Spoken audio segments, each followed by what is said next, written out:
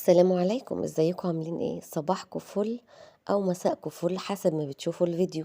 النهارده هنعمل المحمرة السوري اللي انا حاشية بيها الفطاير دي. هنشوف مع بعض طريقتها. الفطاير دي جميلة جدا برضو. ان شاء الله قريب هنزل لكم الفيديو بتاعها. النهارده هنشوف مع بعض عفوا طريقة المحمرة السوري. المحمرة السوري هي دي اللي أنا بنزلها شبه الصلصة في الطبق ده. هنشوف مع بعض هنعملها ازاي. طعمها لوحده حكاية يا جماعة، جميلة جدا جدا زي ما انتوا شايفين شكلها. تعالوا مع بعض نشوف طريقة المحمرة السوري. بتجيبي كمية حلوة كده من الطماطم، 5 6 طماطمات كبار بتقشريهم وتبدأي تقطعيهم، يا تبشريهم يا تعمليهم عندك في الكبة تقطيع كده ناعم. في حلة على النار بتحطي زيت زيتون. مفيش متوفر زيت زيتون أنا هقول لكم أصل الوصفة، واللي عايز يغير براحته خالص حسب التكلفة المادية اللي انت تحبيها. أنا كنت حاطة بصراحة زيت زيتون على زيت عادي، تمام شوية كده حلوين. وبعدين هنحط قد بصلتين كده، نقول كبار من البصل المفروم، وبننزل ونشوحهم معانا في الزيت بالشكل ده.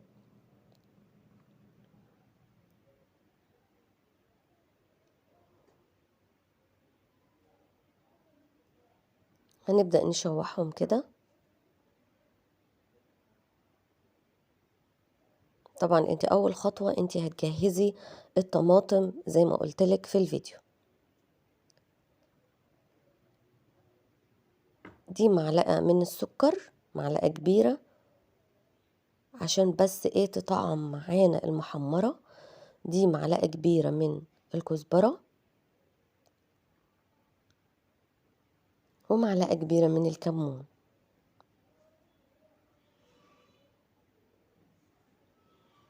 ودي معلقة الملح بتاعنا. وبنبدأ نقلبها كده ان التوابل تاخد ريحة حلوة معانا. هي اصلا كمان يا جماعة المحمرة السوري بتبقى حارة، بس طبعا اللي عنده اولاد او حد عنده مشاكل في المعدة انا ما حطيتش فيها شطة، بس اصل الوصفة بيحطوا شطة. انا نزلت معايا بالطماطم المقشرة المفرومة على البصل بالشكل ده. وهبدأ كمان هتحط لها معانا في الوصفة، هنحط لها بابريكا، معلقة كبيرة كمان بابريكا.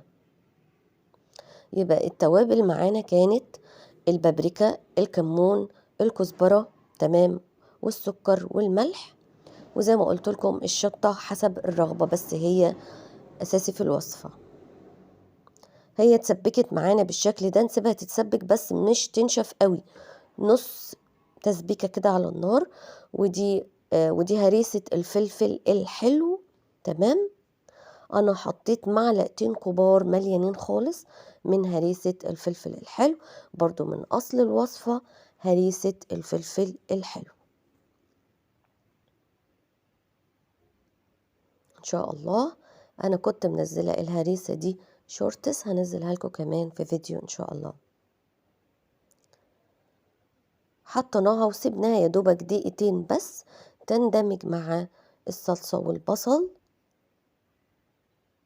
هو بس هنا هي بتتعاد اللقطة، بس زي ما قلت لكم اخر حاجة بنضيفها هريسة الفلفل الحلو بالشكل ده. خلاص هي كده معانا جهزت المحمرة اللي هنبدأ نحشي بيها الفطاير السوري بتاعتنا. تطلع زي العسل يا جماعة، والله ولادي قالوا لي يا ماما طلع تحفة ما شاء الله. وعلى فكرة برضو هي ليها شورتس عندكم على القناة، شكل الفطاير وطراوتها وحلاوتها بالمحمرة. انا نزلت كده بالمحمرة بتاعتنا في طبق.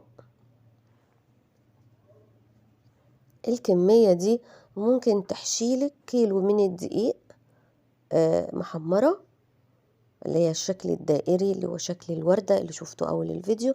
ممكن تغطي كيلو معاكي عجين بالشكل ده. 6 طماطمات كبار مقشرين على بصلتين كبار. بجد الخلطة اللي هتعملوا بيها الفطاير دي يا جماعة تعتبر هنقول اقتصادية. يلا اعمليها وقومي اعملي الفطاير السوري الحلوة دي، ان شاء الله هنزلها لكم في فيديو قريب. جهزي المحمرة طبعا لازم تكون جاهزة معاكي، وبألف هنا وشفا. وما تنسونيش اهم حاجة بالدعوة الحلوة، واذا استفدت ولو حاجة بسيطة من الفيديو ما تنسونيش باللايك والشير وسبسكرايب. واتمنى ان الفيديو النهاردة يكون عجبكم، واشوفكم ان شاء الله في فيديو جديد على خير. يلا قومي جهزي المحمرة وسيبيها عندك في الفريزر، ان شاء الله انزل لكم الفيديو بتاع الفطاير وتقومي تعمليها وبألف هنا وشفا. مع السلامة.